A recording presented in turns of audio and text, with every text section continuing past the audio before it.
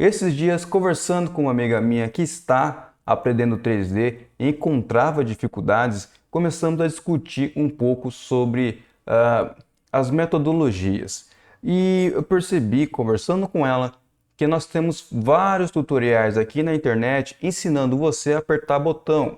Que você aperta o botão, faz isso, aperta esse botão, faz aquilo. E conversando com ela, tentando explicar, eu tive que dar um fundamento, uma base sobre 3D, sobre computação gráfica, e é isso que eu vou fazer neste vídeo. Muito bem, meus amigos, eu sou Aleph Rodrigues, filmmaker e artista 3D. Hoje eu vou trazer aqui para vocês esta base fundamental de computação gráfica, de ilustração 3D, para que você possa entender e compreender, inclusive, outros tutoriais de outros softwares, né? Vocês sabem que aqui eu trabalho muito mais com o Blender, mas o que eu vou passar para vocês hoje é um fundamento para que você possa seguir com os outros softwares, inclusive. Qualquer software desses de 3D terá essa base de funcionamento que eu vou explicar hoje, tá bom? Então não se esqueça de se inscrever, deixar seu like, comentar aqui embaixo se ficar alguma dúvida, que eu sempre respondo todo mundo. Obviamente não naquele time assim ligeiro, mas eu respondo. Dados os recadinhos, então eu vou ficar aqui no cantinho do Blender. Eu vou utilizar o Blender como exemplo didático porque é o software que eu uso mais, que eu utilizo mais. Mas o que eu vou apresentar aqui para vocês é geral, tá bom? Primeira coisa que temos que entender ao trabalhar com um 3D é o ambiente virtual dele, é o ambiente 3D de fato. E se você lembrar, puxar na sua memória aquele plano cartesiano na época da escola, que você tem a intersecção de dois eixos, né? Aqui nós temos, deixa eu puxar aqui para a visão de topo, nós temos aqui a intersecção de dois eixos, o eixo Y e o eixo X. E aí você tem os objetos que vão se organizando, se posicionando nesses quadrantes, né? Nós temos aqui 4 quadrantes por causa dessa intersecção e os seus objetos vão se posicionando, né, nesses quadrantes. Aqui no caso eu estou na visão de X e Y, e se viemos aqui na propriedades da localização, podemos ver que ele está a 4,95 em X, que é o vermelhinho, e 4,75 em Y, que é o verde, tá bom? Então é basicamente isso. Se a gente vier aqui, nesse daqui, podemos ver que ele está em X negativo, porque a partir dessa intersecção daqui para a esquerda é negativo, daqui para a direita, da intersecção para a direita é positivo. No caso do Y, da intersecção para cima é positivo, da intersecção para baixo é negativo, e o seu objeto 3D estará posicionado em um desses quadrantes, em uma dessas numerações. Vocês podem ver aqui que aqui no caso a gente tem negativo, negativo, aqui nós temos positivo em X, negativo em Y, e aqui positivo, positivo, tá? Então esse é o padrão aqui, o plano cartesiano. Todos os softwares de computação gráfica trabalham com base nesse plano cartesiano, tá bom? Photoshop, Illustrator, todo mundo trabalha a partir daqui. O que acontece no 3D é que nós temos uma terceira intersecção, uma terceira dimensão, que é o Z, que é a altura, né? Ele não mostra pra gente os quadradinhos, mas esse azul indica pra gente essa linha vertical, tá? Então é a mesma coisa, a única diferença é que você vai adicionar aqui para cima, você adiciona essa característica, você adiciona esse atributo da posição do objeto, que é a posição em Z, a altura. No nosso mundo físico, sabemos que na realidade não existe um centro. Na verdade temos o centro da galáxia, que é o buraco negro, mas enfim. Essa intersecção dos três eixos é o centro do seu mundo aqui digital, do seu mundo digital, tá? Então esse aqui vai ser o ponto 0, 0, 0. E nós temos também pré-definido o que é frente, o que é lateral e o que é de cima e baixo. Profundidade, frente e trás, nós temos aqui o eixo Y. Do negativo para o positivo, nós temos a frente. tá bom? No eixo X, do positivo para o negativo, nós temos a visão de direita. É isso? Direita. E ao contrário, está valendo. Do negativo para o positivo, você tem a visão da esquerda, da lateral esquerda. E no eixo Z, obviamente, do positivo para o negativo, a gente tem a visão de topo. E do negativo para o positivo, temos a visão de baixo, tá? Então, esse é o básico para que você possa se encontrar aqui no universo. Você entender isso, você entendendo como funciona esse ambiente virtual, como os objetos se posicionam, que eles têm númerozinho, que eles se posicionam e tudo mais, você já dá um passo enorme para você começar a compreender a computação gráfica, os softwares 3D, tá? Dito isso, para você gerar uma imagem, você precisa de no mínimo 3 objetos, tá? Objetos que vão se posicionar aqui no nosso ambiente 3D, no nosso ambiente virtual. Quais são esses 3 objetos? É o objeto malha, que é o que vai dar o volume. Você tem o objeto luz, que é quem vai iluminar e gerar a sombra, que vai iluminar o objeto malha e causar a sombra, calcular a sombra. E você tem a câmera, que vai te dar o ponto de vista. Sem esses 3 elementos, sem um desses 3 elementos, você não consegue gerar uma imagem. Existem variações, dependendo do software, que ele vai te dar uma câmera padrão. Aqui no Blender, por exemplo, se eu deletar a minha câmera, eu não consigo renderizar. No Camera Found in Scenes, tá certo? Porque você precisa de um ponto de vista para poder enxergar, para que o computador possa calcular todos os rebatimentos de luz ali, perspectiva, distorção, volume, sombra e tudo mais. Então, por te dar aqui como exemplo, deixa eu posicionar esse meu amigo no ponto 0 e vou deletar aqui os outros cubos porque ele não interessa mais. E aqui nós temos que esse, na verdade, é a visão padrão aqui do Blender, né? Ele já vem com o objeto malha, o objeto luz e o objeto câmera. Então, se eu vier aqui na forma câmera e pedir para o computador renderizar, o Blender renderizar, ele vai gerar a imagem para a gente. Se eu tiro a luz, vocês vão ver que ele me entrega um preto, um breu, porque não tem luz, entendeu? Sem luz ele não consegue iluminar. O branco é o excesso de luz, o preto é a ausência de luz. Não temos luz na cena, o resultado é preto. Vou voltar aqui a nossa luz, já está aqui, bonitinho, light, e vou apagar o nosso objeto. E vou lá, o resultado continua sendo preto, porque não temos desses 3 objetos básicos para você gerar esta imagem. Então vamos para o objeto malha. No 3D não existe curva. Mas como assim se nós temos essa esfera?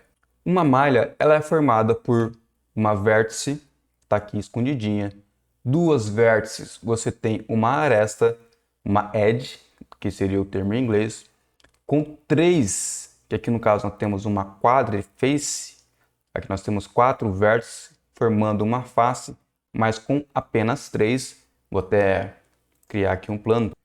Então, vou colocar aqui um plano, e desse plano, ó, eu vou... Show.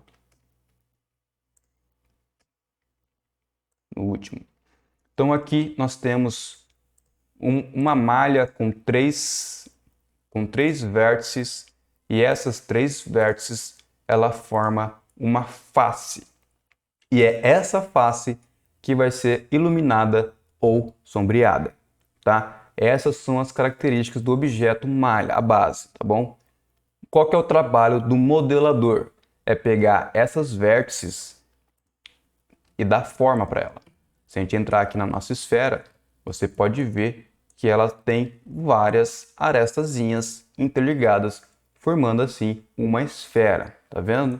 Ela, na realidade, ela é retinha e o computador ele simula um sombreamento que te dá a ilusão de que ela é redonda, mas na realidade ela é bem achatadinha, ela é bem retinha, tá vendo?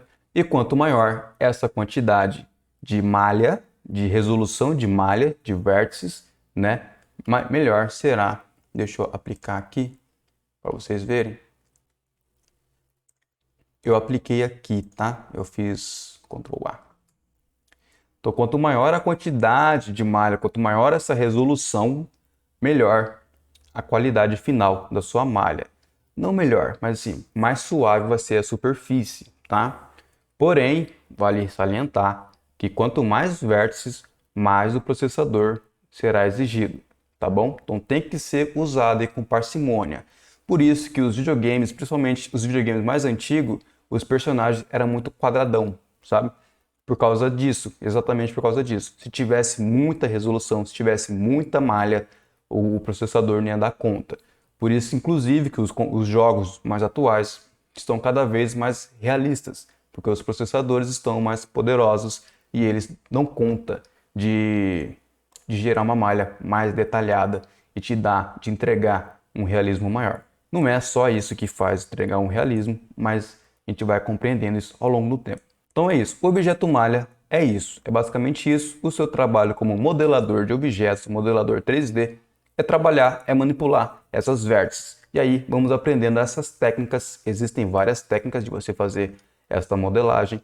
Vamos trabalhando essas técnicas ao longo do nosso curso aqui no Minutos CG, tá bom?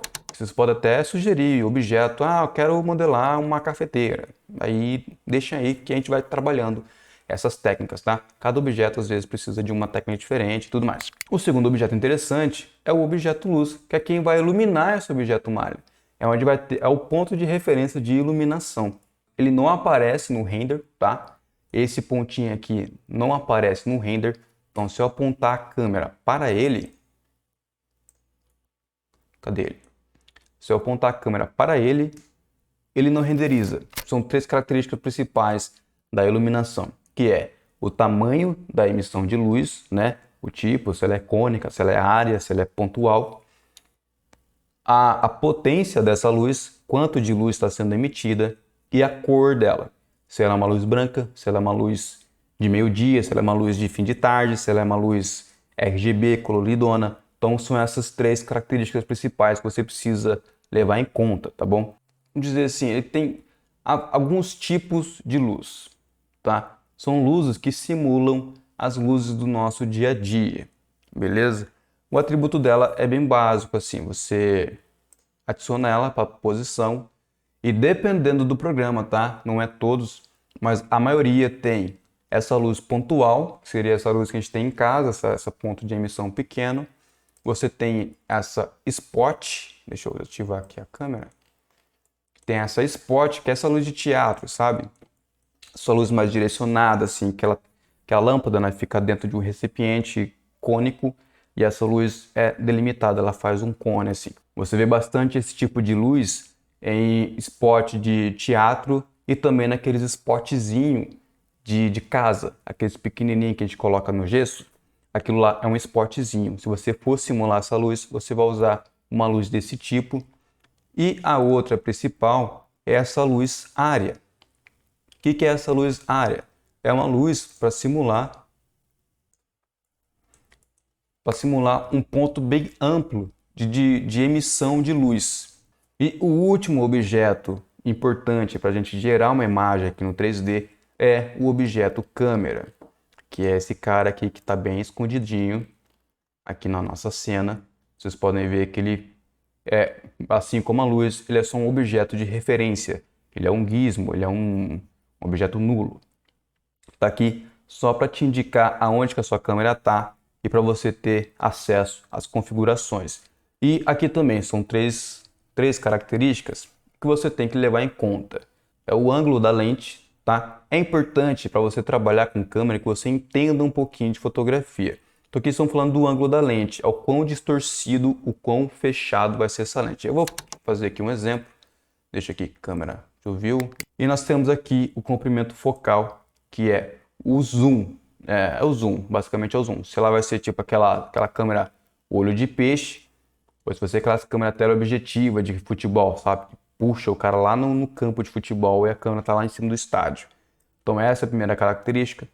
A segunda característica aqui no digital é a resolução da imagem, que no caso está um Full HD 1920 por 1080. Não se preocupe com onde está coisa e tal, onde está cada coisa aqui agora, que eu estou utilizando apenas como exemplo, tá bom? Então aqui a segunda característica é a resolução dessa imagem final, que ele vai ser renderizado. Então se eu apertar aqui o F12 para renderizar e for aqui na propriedade de imagem, você vai ver que ela tem um total de 1920 por 1080. Mesma coisa da resolução de malha. Quanto maior, mais do processador será exigido, tá? Então você tem que ter esse controle, essa parcimônia. Se você quiser renderizar uma imagem gigante de 4.000 por 6.000 pixels, você tem que ter em mente que ele vai demorar muito mais do que ele demoraria para renderizar uma imagem Full HD, tá? A resolução importa muito e geralmente o que pesa mais aqui é a memória RAM, mas enfim, essas especificações técnicas de software e hardware a gente fala em uma outra ocasião. Então, angulação da lente, certo? Comprimento focal, né? A resolução e samples, amostras. Samples em inglês, você vai encontrar, se você for pesquisar conteúdo em inglês, você vai encontrar com o termo samples. E aqui, em português, são amostras. O que são essas amostras? Aqui no Blender, no caso, que a gente está trabalhando em português, nós temos ele aqui em amostragem. O que é essa amostra, essa amostragem? É a qualidade do cálculo, tá? Então, como assim?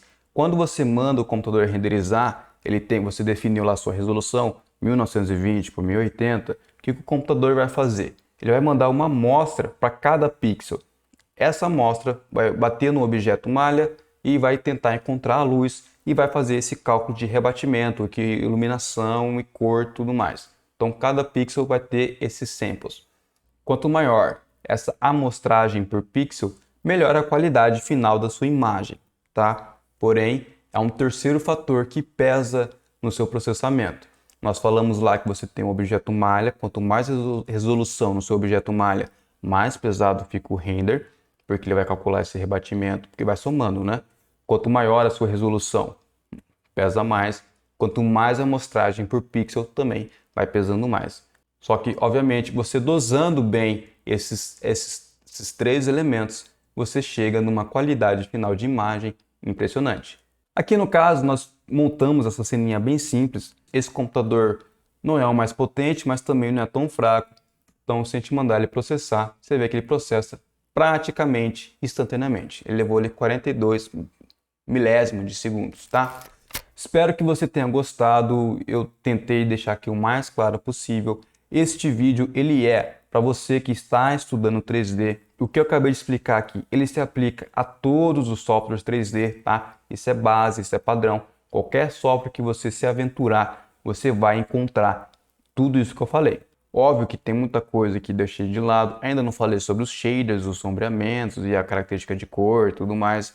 Eu vou falando isso ao longo das videoaulas, tá bom? Então não se esqueça de deixar seu like, comentar, compartilhar, mandar para o seu amigo que gosta de 3D e pode deixar aqui nos comentários suas dúvidas, sugestões de vídeos e tudo mais que eu vou procurar atender vocês. Beleza? Muito obrigado pela sua atenção. Até a próxima. Tchau, tchau.